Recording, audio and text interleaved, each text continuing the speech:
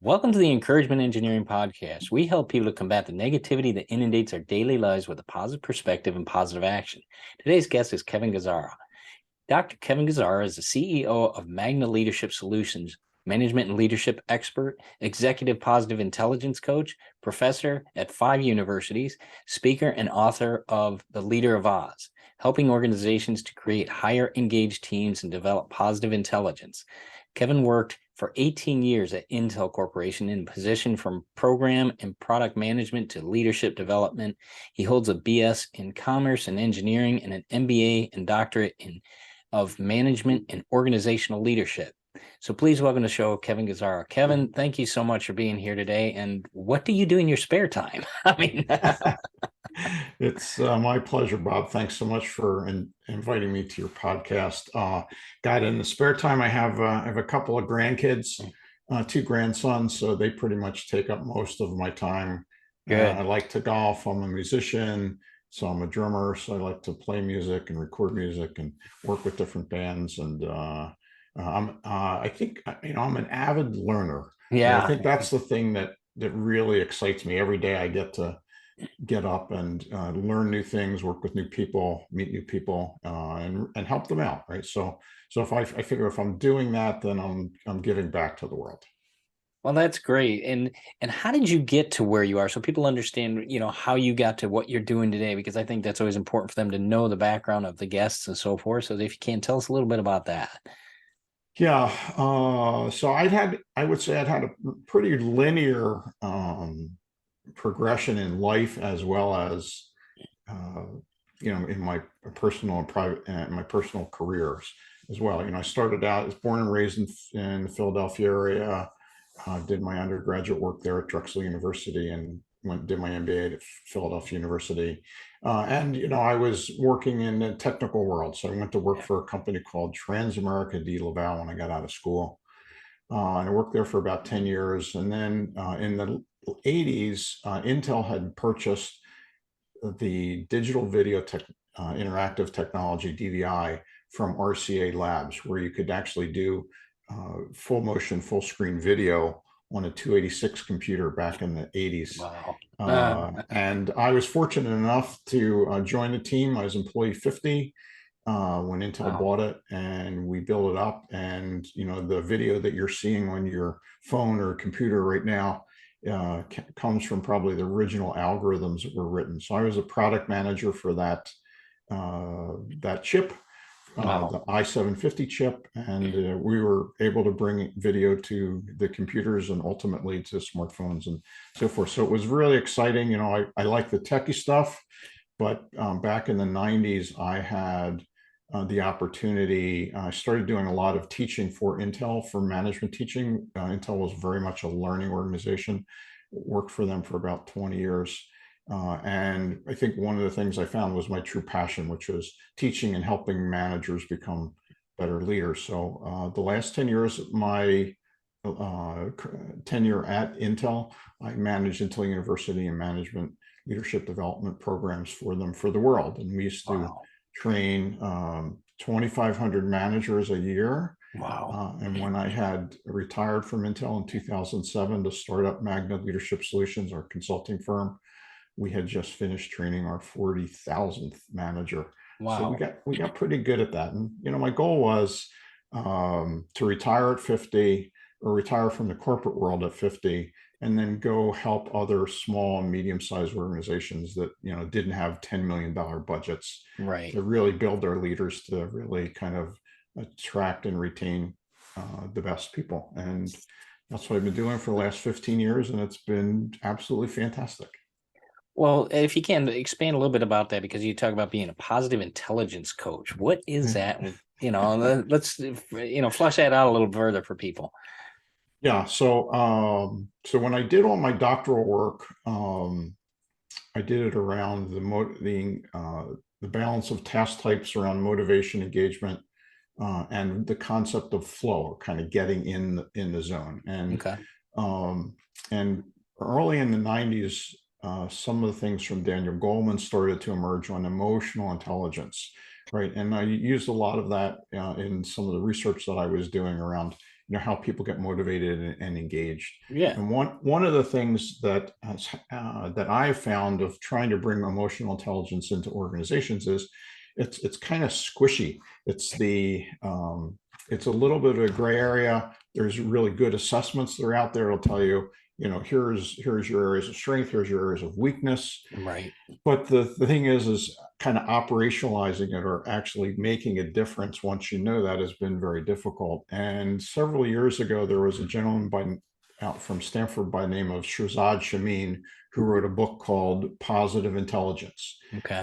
And it's probably one of my top 5 books to recommend for anybody to read. If you haven't read it, it's exceptional book, and it focuses, basically what he's done is he's taken lots and lots of the ideas from emotional intelligence as a foundation, as well as some other work that's been done by Dr. Richard Boyatzis and Howard Gardner and neuroscience, and he put them all together and he's created this operating system called positive intelligence. And basically what Shirzad has found through his research was that we have these saboteurs in our brain, and you have the sage portion of your brain. And the key is once you recognize the saboteurs, the voices in your head that are kind of holding you back, whether it's the avoider or the pleaser or the hyper rational, once you can kind of control them, not get rid of them, control them, then you have the ability to make advancements in the future by using what he calls your sage portion of your brain, which is really focusing on the different sage powers around exploring and new ideas. So about 2 years ago, I got certified through his organization as a positive intelligence coach. Okay. I've embedded that into my my executive coaching practices, as well as into the leadership programs that we deliver through our firm. Okay. And you mentioned, you right behind you say, by Magna. So tell us, there's a Magna model you talk about. What is that? If you could explain a little bit of that for us. Sure. Yeah. So when I left Intel in 2007, I took 2 of my colleagues with me, Marlene Lundy and Dr. Ali Lakhani, and we put this program, the consulting firm, together. And what we've recognized is that I think too many organizations, what we found is they think leadership is a one and done. It's an event. Yeah. And really what we found is it's a process. So we developed what we call the Magna model. And if you go to our site, magnaleadership.com, you can see the model. And it's really moving organizations from kind of static to a dynamic world, right? That most organizations, like I said, focus on kind of a one and done, flavor of the month management kind of things. And it's very, very, I think, difficult for the managers, and it just doesn't stick. So we developed this Magna model, which focuses on a process that we call GALE, around guided and applied integrated learning. And what we've recognized is that once you can put the process in place, the stuff will stick. Right. So we have a whole suite of, in addition to doing the action learning, where you get the concept, you apply it in a safe environment, and then you immediately apply it to your workplace, and you just kind of rinse and repeat that with coaching, with feedback systems, with reinforcement messages on a regular basis. We do mastermind sessions. We put people together, creating capability coaches. We like the word capability rather than accountability coaches. And once you kind of put that all together in a system, you can really move to this very, very high performing organization where one of the things that we recognize is we don't do training, because training kind of indicates that it is going to be kind of a sunk cost, right? What we really do is we do applied learning. So we bring those real challenges in with you and then work on them. So you're making progress of what you normally should be working on, and you're doing it in a guided way using, proven tools that, I've used at Intel. My partners have used, they've been to lots of different organizations like Honeywell and Kraft Foods and so forth. So that's the idea is put a good system in place and the investment that you're making as a manager or leader in your people is actually going to stick. So you see the behavioral change. And I think I appreciate that applied learning scenario, because yeah, it's never just one and done. Yeah, I know many organizations, it's, you get into it and they're busy. I get that. Every organization is busy. You hope to be busy. But yeah, you definitely got to continue that. And that's what I appreciate about that model is it's a circular model. So it continues that path. It's not, like I said, there's really not a stopping point. You can always continue to learn. You can always continue to grow. You can always apply new things to your group. So great ideas with that. Do you find that, say, if you will, in the academic compared to the real world, because you got a few degrees, do you find that, there's a gap there? Well, I think as you mentioned in my bio, I've taught at 5 different universities over the past since I started teaching in university level in 96. So it's been 25, 27 years or whatever. What I found is in the academic world, there's lots of great information. The thing that I always liked is I always liked applying it, right? Yeah. And one of the things that we stress is that you really should, when you're putting your leadership programs together, you should have a really good academically and statistically verified kind of grounded, rather than, hey, this is my idea, let's go and do this, and having anecdotal information. I think the academia provides really, really good foundational pieces. So when we teach the different modules on communication or conflict or problem solving, that they're really well grounded, they're well founded. And then the key for us is, how do you turn that into something that's immediately applicable and it's understandable, right? So Right. if you stay in the straight academic world, it's usually challenging for people that aren't academics. And if you stick in the straight practical world, where it's just anecdotal information, like, hey, I tried this and it seems to work, so you should go and do that, then you may not really get the best tools that are necessary. So I like both like both pieces, but Right. I really like the application of it. One of the things that we say in our Leading Forward Academy, which is a 6-month program to help managers really become great leaders through the process, is that that we want you to kind of embrace this. We want you to have this behavioral change, and if you can do that, then you can make a difference and you see the results, right? So Yeah.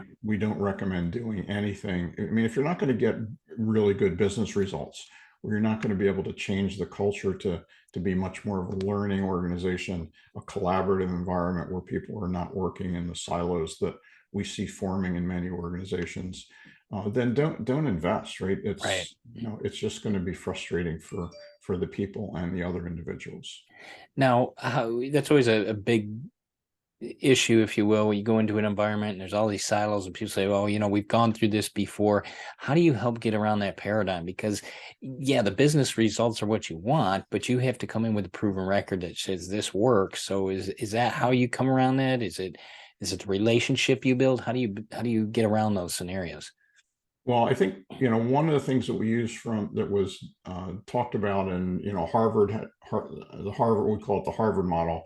It's actually, Harvard talked about this many years ago in HBR, the Harvard Business Review. It talked really about 3 things for developing leaders. First is you need to know thyself. Second is to understand others. The third is to initiate and sustain change. And that's a reinforcing cycle as well, like our Magna model. And what we recognized is that too often that most organizations immediately go into the third piece, which is the initiating and sustaining change. And they get all these great tools about how to do that.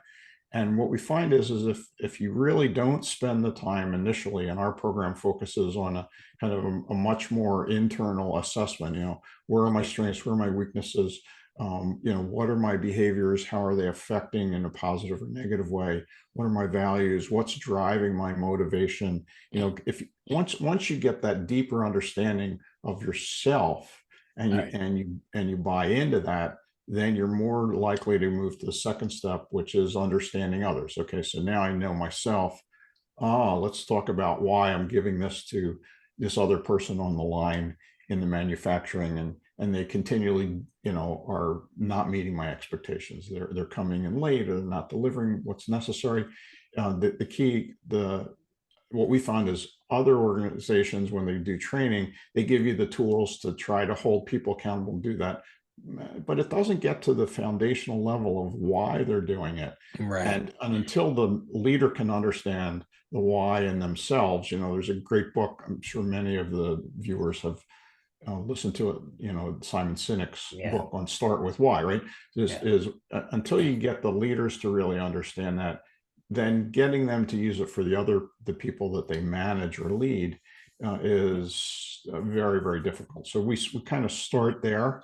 Once you get that buy-in, you get those ahas, like, oh, that's why I do it. Maybe that's why Joe does it that way, Right. and get that understanding. Then you can really make the change that's necessary, and the stuff will stick. And our goal is always about it's to teach the man to fish type of thing. Is we want to give you the tools, we want you to apply them, get that confidence, and then go out and use them.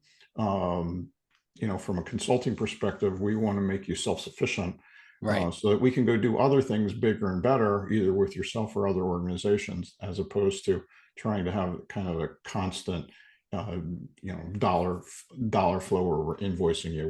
We really don't want that. We want to get you self-sufficient so you can move on. And then when you have higher level problems, we find that our customers that we've done that have graduated through the Leading Forward Academy come back. Awesome. Well, that's great, because it's a big help, and that's always a big hurdle to overcome in many organizations. So that's a great answer of why if you will, why you do it. And that's a good insight, because people will get those aha moments, and then it's just, it triggers from there. So it's a great scenario there. And can I make one other point for you? Sure. One of the things that comes up with this is we have lots of organizations we work with who have tried the kind of the flavor of the month. And if they've done some things that are good leadership practices or programs, like we brought in situational leadership, or we've run in this other approach. What we do is we go in and work our materials so that it complements that. We will never tell anyone to say, oh, you have to throw that out, or that won't work. So they have to do the restart. So the key is to take what they've gone through, the pieces that they have either learned and bought in or not bought in, and then build that deeper understanding piece, and then go back and bring that other those other practices back into the system, right? So we integrate it in the system, as opposed to saying, oh, this is our model, you have to do this. We have a model, but within there's lots of elements that we can use from other well-known people that are academics or practitioners. Yeah, it's not a forklift upgrade. You can adapt to what they've done. So that's great. One of the things that was interesting, I was reading one of your some aspects about what you do, and it talked about the hiring process and how that's critical, because that's where you find out who the person, for the most part, you get a pretty good idea what the person's like, as far as type of work ethic, etc. How critical is that process, if you can explain that for people? Yeah, it is absolutely your leverage factor for success in the future. And the key is that, first of all, you want to hire and retain the best people. And there's lots of good ways to do that. There's different approaches and tools like behavioral interviewing and different assessments. We have a benchmarking process. One of the things that we found is that organizations, first of all, don't have an idea of what it's costing them for turnover. Like, even when we sit down with senior executives, that's the first question we ask them. So what's your turnover costing you? They have, like, I don't know. So we created a tool. It's called the attrition calculator. It asks you 3 questions. It's called, if you go to attritioncalculator.com, it's free for anyone to use. And it'll ask you, so how many people do you have? What's your turnover rate? And what are you paying them? So you can do it at a big organizational level. You can do it at a small department level. We just did one for bank managers, and you put it in, and it looks at, I think, 20 to 25 different variables. And instantaneously, you put the 3 numbers in, and it'll say, this is what it's costing you for losing each one of your employees. And this is real dollars. It's not kind of fuzzy dollars. It's the amount of coverage time and how long it takes to bring on a new person, particularly now because it's so long. So that's the first thing that we do, is we tell them, one, you have to figure out what it's costing you. And then we say, hey, we have a benchmarking process. We use a whole suite of tools. We work with Target Training International. If anybody knows TTI, they do DISC and values and driving forces and trimetrics and so forth. And we use their tools to help assess the front end to give people the right questions. So you have to hire. We say hire for talent, right? Train for skill. Right. So you can train anybody. Yeah. Typically, I think you've probably found, and probably the listeners have found, is if you get people with great skills, if they're not aligned with the organization, the people, the work ethics, those kind of things, that's the stuff that gets people fired or laid off or unproductive in organizations. So you want to find that. And then the second thing we found, I think, which is critical, which most people don't do, is they hire first of all, they get people that have good skills, they have good talent. They hire to make sure that their behaviors and their driving forces or their values are aligned, right? So that they know what motivates them. And then they throw them into the environment. But the big problem we've found is they throw them into an environment that's not conducive for who they are. And there's a third assessment we use, which was an outcome of all my doctoral research, called the task quotient, or TQ. And what it does is it identifies your ideal task mixture. So each one of us has a unique task mixture. There's 496 different mixtures of routine troubleshooting and project tasks. And what the TQ will do is it'll identify that for you. So when you're hiring a customer service agent, and you look at the job when we do the benchmarking, and 60% of the time the job is routine, and then 40% is troubleshooting, or 30% is troubleshooting, and 10% project, kind of bigger picture type of thing. If you bring the right person in and you haven't assessed their task preferences, and you throw somebody that has a 10% routine need, and what they really thrive on is in project work, and you throw them into that highly repetitive environment, they'll do great work. They will continually get demotivated, and eventually, you get what's called the quiet quitting kind of thing, and people just go away. So that's kind of the third element that we do, that I know very few, or if any other consultants do, is you spend all this time finding the right people, and then you place them in an environment that is completely unaligned of what they want. And then the cycle continues. So we want to try to break that cycle. And we've had some really good case studies where we've been able to do that, where we've taken organizations that have a 30 or 40% turnover, and cutting in half is relatively easy. We even have organizations where we've gotten it to zero. It takes a little bit more work to get up to zero, but if you're spending, if you're turning over a third of your workforce every year, that's just frustrating for everybody. And you get a lot of stress, and it costs the company a lot of money. So that's a great thing. I've been reading a lot about that scenario of fitting the people to what their strengths, not only their strengths are, but like you said, with your quotient, your task quotient, what do they like to do? That's critical. It makes you satisfied, person in what you do. So again, another great example of what you're doing and how you're helping our world. So thanks for that. Kevin, where can people find out, more about you, how to get a hold of you, your website, everything like that? Because we want to make sure we get that to the listeners. Sure. So you can contact me directly, Kevin@magnaleadership.com. You can go to our website. We have a magnaleadership.com website. If you're particularly interested in the positive intelligence, we have a separate web page just for that. and it's pqtrainingandcoaching.com. And you can learn about how we've taken the positive intelligence. We do 6-week positive intelligence programs. We start those every other month or so. There's 6-week programs. They're virtual, small groups, anywhere between 3 to 6 people. And it's really much more about building their emotional intelligence, their positive intelligence, getting a deeper understanding, which is one of the foundational pieces for building a great leader. So they can find that there at that site. One of the things I'll give you, and I'll give the listeners here, Bob, is I've created a site. Okay. If you go to Magna Leader, not leadership, magnaleader.co.com / and then put in caps gift, GIFT, magnaleader.co / gift.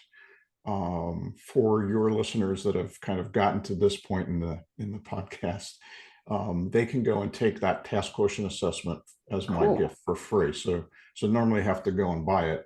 Your listeners get it for free, and it'll give you an idea of kind of what your ideal task mixture is. So if you're out looking for another job, or you're really not as fulfilled in your current job, is look and see, hey, am I getting the right balance of tasks on a daily or weekly basis? And my guess is if you're unhappy in your job, that's going to be the number one thing that's making you unhappy.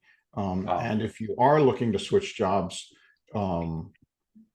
what we find is if you can ask the right questions of the people that are interviewing you, once you kind of get to that point where it looks like they're going to make you an offer, is to get to a situation where you're finding out what the environment is going to be like. Okay. And like I said, if you're someone that has a low routine need and they say, oh yeah, things are great, we have all these processes, it's pretty much just a cut and paste, so super easy job. You know that you're going to be looking for another job, 3 months after you're in that position. Well, Kevin, thank you so much for that offer, and thank you for being a guest on the Encouragement Engineering podcast today. I really appreciate it. I want to make sure we wrap this up in time, because great information. We'll make sure we have this all in the show notes. I look forward to this. So thank you so much, Kevin. I appreciate it. My pleasure.